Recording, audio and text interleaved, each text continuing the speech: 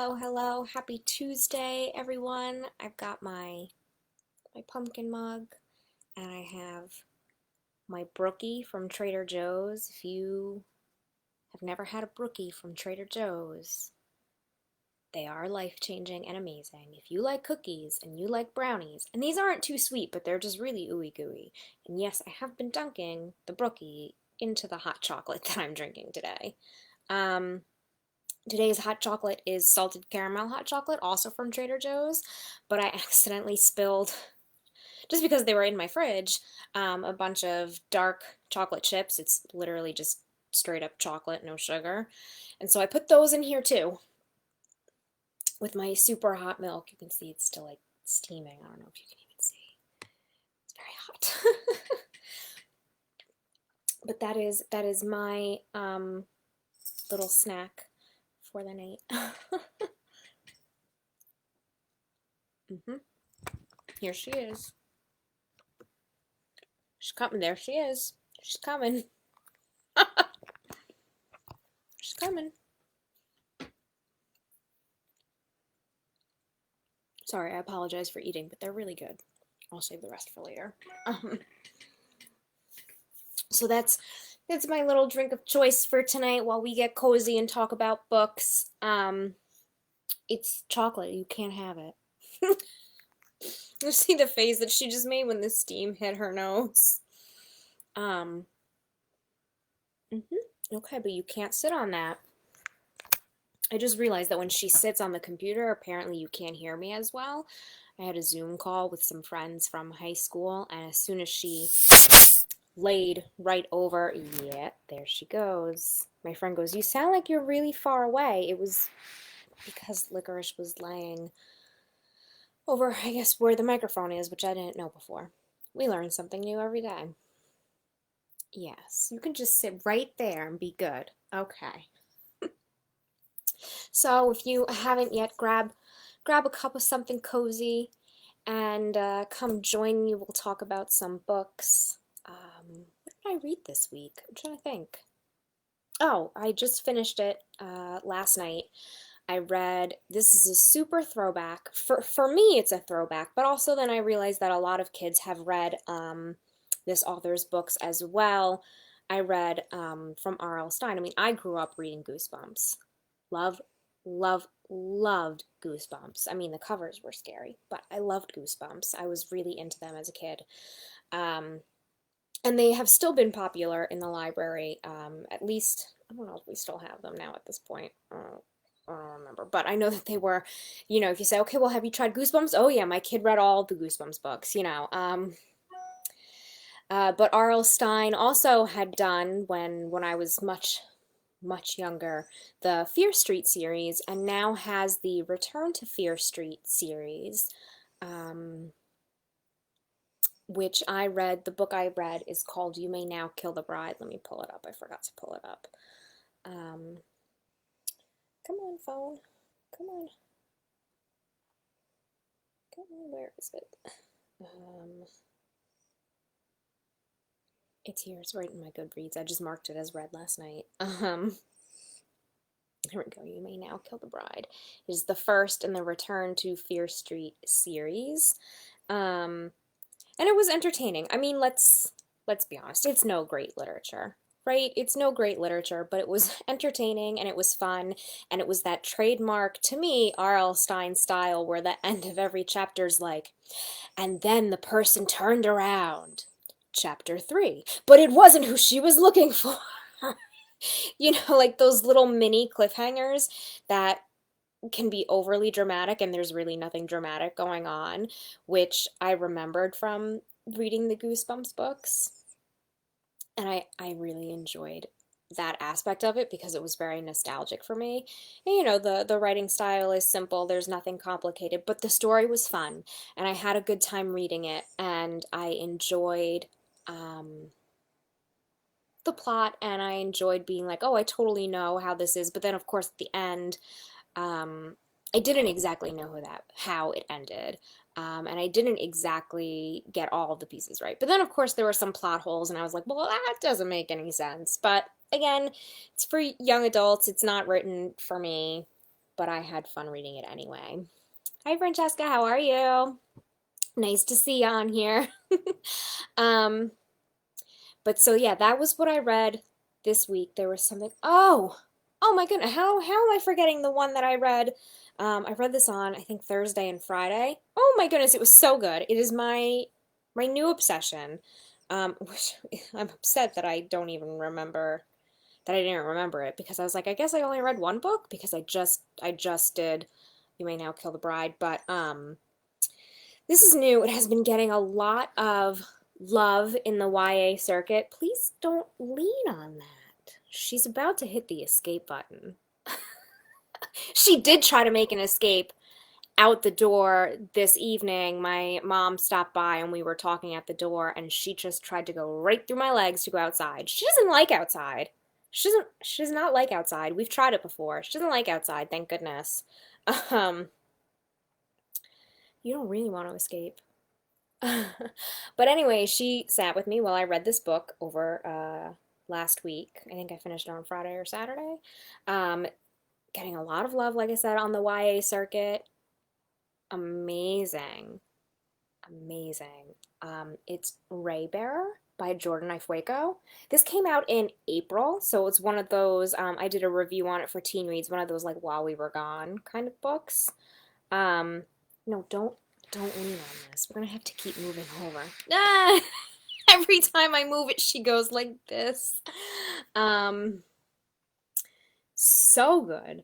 So good. So they consider this high fantasy. So it's high fantasy young adult, but it's got a lot of different representation in it, from cultures to color of someone's skin, their background, um, very queer friendly. I mean, just the characters and the world building and the descriptions were so wonderful, and I just loved it.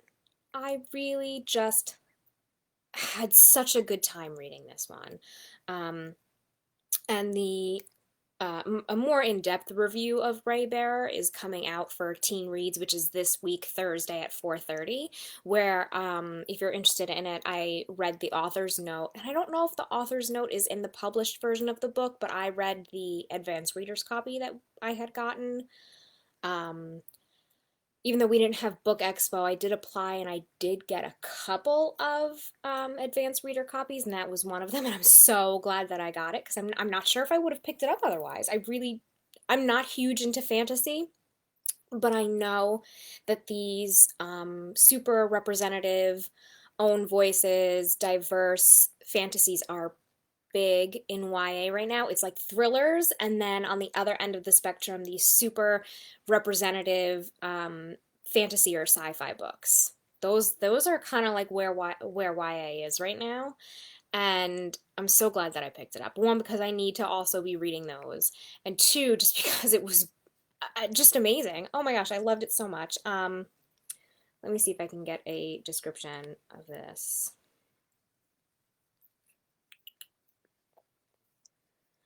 Nothing is more important than loyalty, but what if you were sworn to protect the one that you were born to destroy? Tari Sai has always longed for the warmth of a family. She was raised in isolation by a mysterious, often absent mother, like when they say often, I mean like 99.9% of her life, absent mother, known only as the Lady. The Lady sends her to the capital of the global empire of Aristar to compete with other children to be chosen as one of the Crown Prince's council of only 11. If she's picked, she'll be joined with the other council members through the Ray, a bond which is deeper than blood. And it's like the Ray is like this thing that connects them all, like they can talk to each other through the Ray in their heads so nobody else hears. And if they're away from each other for too long, they get sick and weak. And being together with each other makes them well. And they each are born like immune to one thing. Like Teresai can't be burned. She could literally walk through fire and be just fine. That closeness is irresistible to Teresai, who has always wanted to belong somewhere. But the Lady has other ideas, including a magical wish that Teresai is compelled to obey. Kill the Crown Prince once she gains his trust. Teresai won't stand by and become someone's pawn, but is she strong enough to choose a different path for herself?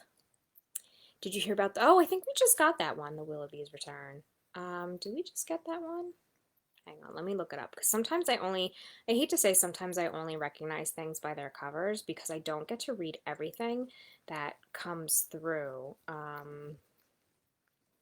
think we just got that one. Hang on.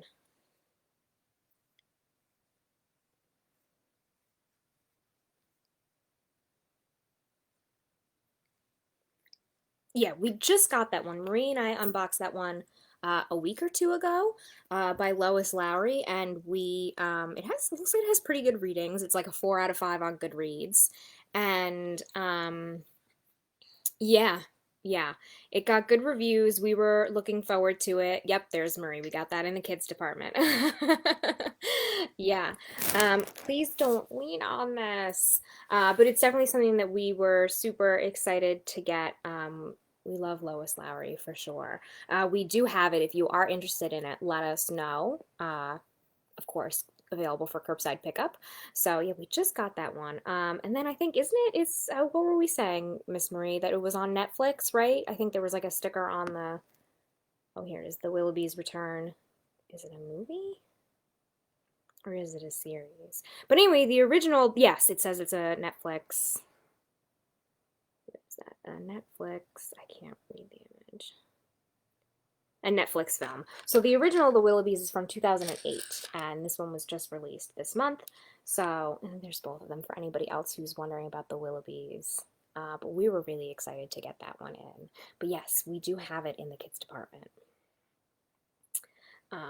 So you'll want to start with The Willoughbys and then go to The Willoughbys Return. But yeah, I haven't watched it. Now a Netflix animated film starring Will Forte, Maya Rudolph, Alicia Cara, Terry Crews, Martin Short, Jane Krakowski, Ricky Gervais. That's a good cast. That's a really good cast. Let's see what the description is. Oh, it doesn't work on my phone. Let's see. Come on, looking for the... Thank you, Licorice, for laying on my keyboard again. All right, my phone's being complicated today. Thank you. Thank you. I have to open up like a million tabs here. Yeah, Netflix. All right. It's on there somewhere. But yeah, anyway, yes, we do have that at the library. um, so yes, that was Brave Bear. It was awesome. And like I said, I have a more detailed review of that coming up on Thursday at 4:30. Because so those are the two things that I read this week. I read a spooky book and I read a fantasy book, and I enjoyed them both. Ray Bear was obviously, sorry, R.L. Stein, it just blew You May Now Kill the Bride out of the water. Speaking of R.L. Stein, I'm trying to find, Marie, that picture of us with R.L. Stein being total fangirls. And he was so humble. We met him at Book Expo, obviously not this year, the year before, and had some stuff signed. I actually have it up there. It's a graphic novel. I have it right up on top of my bookshelf. He was so humble. He was like, "You guys really want to take a picture with me? You want to take a picture with me? Of course, of course. I can't believe you are all here to see me." He was so humble. I gotta find it. I gotta go back in my pictures. Here it is.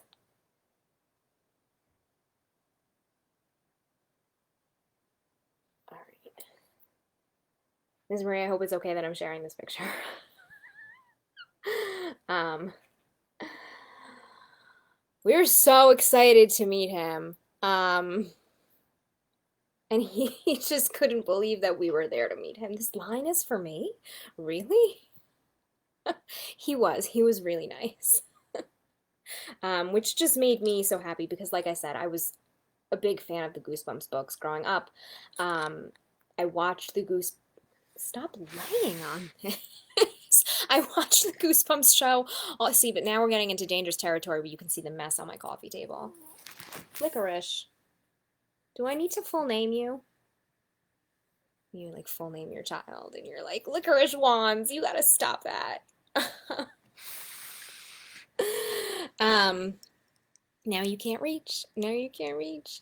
The Goosebumps series, I watched it all the time as a kid and then in college, and I recently rewatched a lot of it on Netflix. I think it's on Netflix still. But yeah. Yeah, now you can't have it. Now she's mad that she can't have it. Um, yeah, those were my two books. Let me know what you read this week. I already know what I'm reading next week. I don't know what I'm going to read for the rest of this week because I forgot to bring it with me home from the library. But if you watched our unboxing video, which is on Instagram, and I did finally manage to get it posted on Facebook. I posted it maybe like 2 hours ago. Our unboxing video from today, you will see my guilty pleasure book that I'm so excited to read, a brand new Christina Lauren book that is available today. Called In a Holidays. So we'll get started with our new books that are available on Libby. Let that one be the first one. Let's see, where's my shelf? Where's my shelf? New releases. But I don't know what I'm going to read in the meantime because I don't go back into the building until Friday. So in the meantime, I may actually read The One and Only Bob finally, the sequel to The One and Only Ivan, one of my favorite books by Catherine Applegate. I actually might read that. I might start that tonight when I get cozy into bed. I feel like that's a great get cozy into bed book. Catherine Applegate, one of my favorites. I know I talk about her a lot on here. I also met her, but it would take me a little longer to go find that picture. That was my first year at Book Expo. Um, Marie and I are so blessed to get to go to Book Expo the years that it's running, and we meet so many authors and illustrators. We get to hear about so many new books, so many new trends in publishing and illustrating, new STEM toys. Just, I mean, we're so lucky that we get to go and we just meet some of the most amazing people. We also met Dan Santat, who's one of my favorite, oh my gosh, probably my favorite children's illustrator right now. And I have that book signed up there too. We met Mo Willems, Kate DiCamillo one year. Oh my gosh, Kate DiCamillo is also really nice. I mean, we're just so blessed and lucky, and then we get to share it with all of you. All right, so enough gushing about all of the things that make me feel warm and fuzzy, but I guess that was a warm and fuzzy moment that I was feeling. So yes, my first book is In a Holidays by Christina Lauren, my favorite contemporary romance fiction books. So right now it looks like only the audio is available on Libby. We have the book at the library, but I'm going to read it this week and then it'll be available. But I did want to share one of the things about, I didn't know, she's narrated a couple of their other audiobooks. The narrator of this is Patty Murin. I don't know if you know who she is, but she was just Anna in Frozen. She is so talented. She's got a great voice. I would listen to this audiobook. She was also in Xanadu. She was Glinda in the Wicked tour. I mean, she's super talented. She left Frozen shortly before the pandemic started, and she's really talented. So, if you do like to listen to audiobooks, you do like a good contemporary romance, and you're looking for something to get you into the holiday spirit, even though Halloween hasn't passed yet, check out the audiobook for In a Holidays. I'll read the description for you. One Christmas wish, two brothers, and a lifetime of hope are on the line for hapless Malin Jones in a Holidays, the quintessential holiday romantic novel by Christina Lauren. It's the most wonderful time of the year, but not for Malin Jones. She's living with her parents, hates her going nowhere job, and has just made a romantic error of epic proportions. But worst of all, this is the last Christmas May will be at her favorite place in the world, the snowy Utah cabin where she and her family have spent every holiday since she was born, along with two other beloved families. Mentally melting down as she drives away from the cabin for the final time, May throws out what she thinks is a simple plea to the universe. Please, show me what will make me happy. The next thing she knows, tires screech and metal collides, everything goes black. But when May gasps awake, she's on an airplane bound for Utah, where she begins the same holiday all over again. With one hilarious disaster after another sending her back to the plane, May must figure out how to break free of the strange time loop and finally get her true love under the mistletoe, jam-packed with Yuletide cheer and an unforgettable cast of characters. Says it's also very swoon-worthy that will make you believe in the power of wishes and the magic of the holidays. So, I know it's early for the holidays, but we need some cheer, right? So, let's see. What else? We unboxed these. We unboxed this one today as well. The Silence. This is a quick, short one. I didn't realize how short it was, by Don DeLillo. Only as a book. It's like a satire. Actually, Libby has it written down as fiction, literature, and humor. Can you see that? There we go.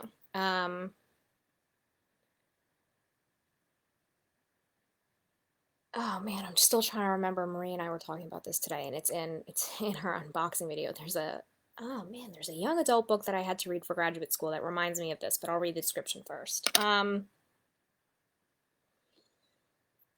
Don DeLillo completed this novel just weeks before COVID-19 took over. The Silence is the story of a different catastrophic event. Its resonances offer a mysterious solace. It is Super Bowl Sunday in the year 2022, 5 people, dinner, an apartment on the east side of Manhattan. The retired physics professor and her husband and her former student waiting for the couple who will join them from what will become a dramatic flight from Paris.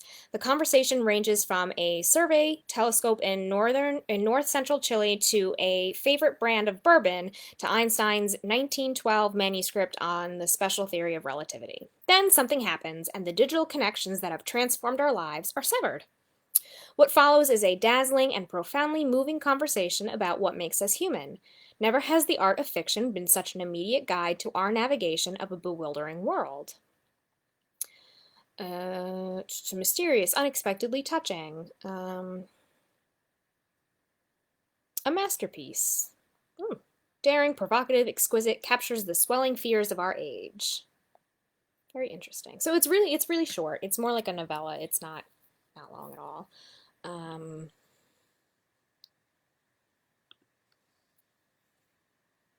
Let's see. Another one that just came in today. This is also available as an audiobook, but you're gonna want the audiobook because it is narrated by the author, and I feel like this is gonna be pretty entertaining. It's Matthew McConaughey's Green Lights. I feel like that would be entertaining to listen to, right? I feel like he's entertaining, and interesting to listen to, right? Let's see. Unflinchingly honest and remarkably candid. I've been in this life for 50 years, been trying to work out its riddle for 42, and have been keeping diaries of clues to that riddle for the last 35. Notes about successes and failures, joys and sorrows, things that made me marvel and things that made me laugh out loud.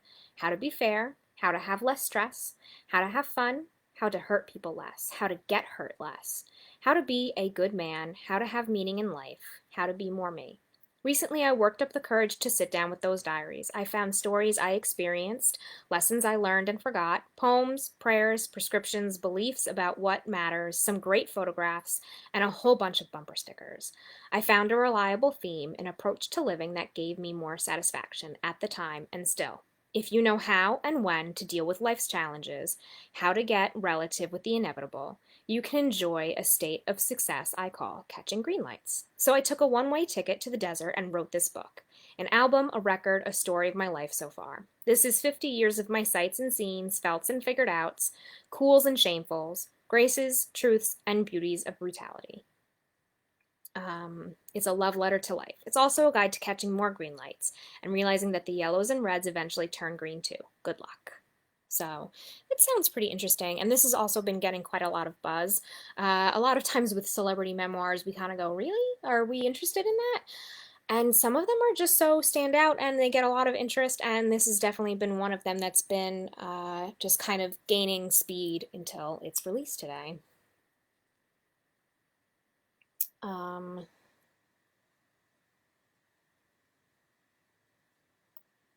Okay, we got this. This one came out last week, but we did get it today, The Once and Future Witches. So that'll be available soon, but it's available on Libby. Those are the only ones that I had that I didn't already go over next week for like coming soon. So, okay, I don't have that much for today, but I had some good ones, okay? I had some good ones. And we had fun. So yeah, so let me know what you have been reading, what you're excited to read, what you're looking forward to, if there are any releases coming up that you want to know more about. And as always, let us know if you need book suggestions. We are here.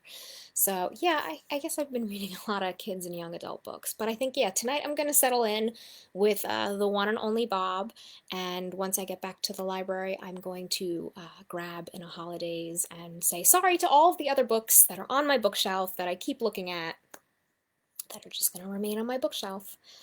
Every now and then that happens where I don't know if it's like that for any of you, where you know you have a pile of books that you're slowly finally getting through, and then another book shows up. Either you ordered it or you got it from the library or it just released and you're like, no, I've been looking forward to this, or oh, this is a good escape, or this is entirely different, and that book jumps to the top of your pile. And that's kind of what Christina Lauren's books do for me. I think they are a fantastic writing duo, and like I always say, their books are just kind of contemporary and funny and realistic and just a nice escape without being too emotional, but without being too silly. I don't know, they're just nice contemporary reads. So I highly recommend if you like a contemporary romance, women's fiction, you know, I hate to use that term, but people know what you mean when you say it. So those are my books for this upcoming week. I hope you have some good reads lined up for yourself as well. Remember, if you don't, ask us. We'll help you out. All right, that's it for me tonight. I'm going to go finish my hot cocoa and finally pay attention to this kitty cat over here. And I will see you all soon. Tomorrow is Book Hooks at 12. We're making pasta carbonara. The recipe is on our website. And then, like I said, if you want to catch our Teen Reads reviews, we have Ray Bearer on there on Thursday and a few other reads as well, including nonfiction.